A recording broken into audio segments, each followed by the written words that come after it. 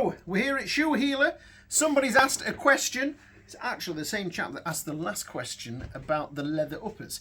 And he's asking a question about midsoles. And on some shoes, you get a midsole on your shoe that is a foam midsole, like this sort of material, like this nice and light foam midsole. Here's a roll of blue foam midsole material, and then other shoes have the leather midsole in. So this is a leather midsole down here. Can you see that? That's just an offcut. We have that in all different thicknesses. That's a midsole.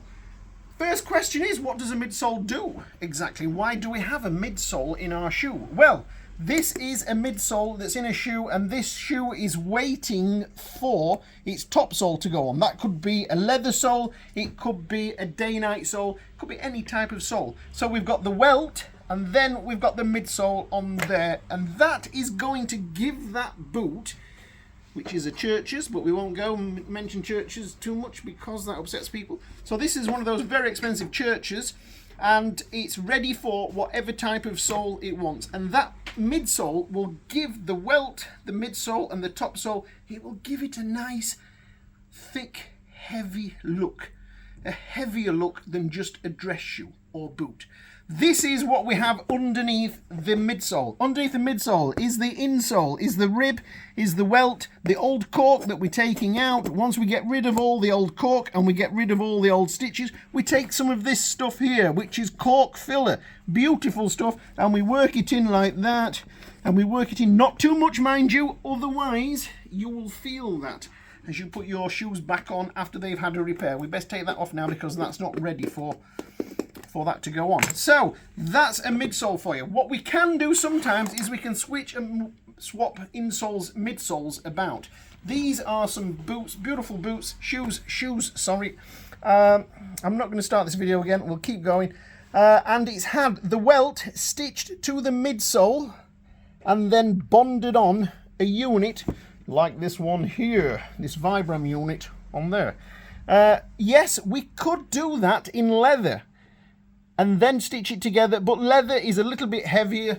We get the full height, the full thickness there when we've done it in micro, and micro's nice and light, it's got more give to it. Can we put a micro midsole onto a leather boot and then stitch a top sole on so you get a layer of micro in between? Yes, you can, but it's difficult because when the sewing machine clamps the welt and the top sole and you start to stitch it, it squeezes the micro a little bit thin and it doesn't look particularly good. So usually when we're putting a leather sole or a day-night sole on, we have to go with the leather midsole on there.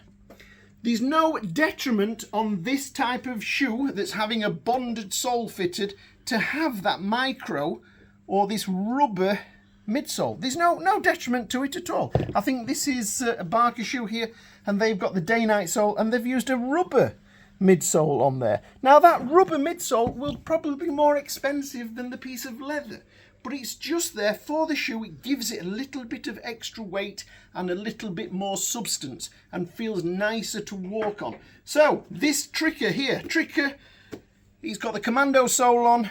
He's got a leather midsole in there. We can see the leather midsole giving it some nice substance there on that sole. Here's exactly the self-same boot. Weighs half the weight of the commando sole with this lightweight sole on, and they've got a midsole in there that's micro and matches. I like to see a little bit of a difference there, a little bit of a contrast, but that's the micro midsole.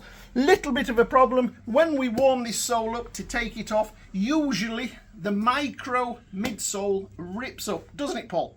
Yep, it rips up and it comes away. Whereas a leather midsole that's been stitched on will stay there, and then we can just put a new unit straight over the top of it.